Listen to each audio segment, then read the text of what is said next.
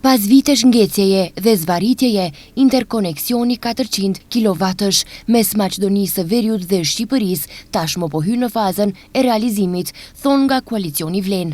Sipas tyre bëhet fjalë për një projekt me peshë strategjike për vendin dhe rajonin, që forcon lidhjen mes dy shteteve dhe jep shtysë të re bashkëpunimit energjetik. Ky projekt ka peshë të shumëfisht, ai forcon sigurinë energjetike, rrit stabilitetin e sistemit të transmetimit dhe hap mundësi të reja për integrim më të thellë në tregun rajonal dhe evropian të energjisë.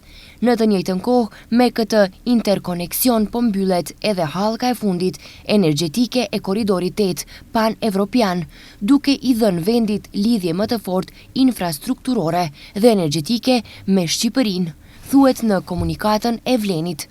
Sipas Vlen, nuk është rastësi që drejtori i përgjithshëm i SHA-MEPSO, Burim Latifi, e cilësoi këtë interakcion si urtëbesimi dhe bashkëpunimi mes dy vendeve, si një lidhje energjetike e natyrshme, e domosdoshme dhe largpamse.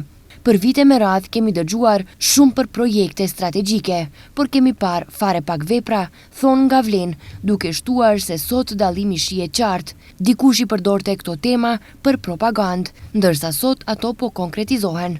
Për Vlenin kjo është rruga e duhur, me pak fjalë, më pak zhurmë dhe vetëm punë, thuhet në komunikatën e Vlen.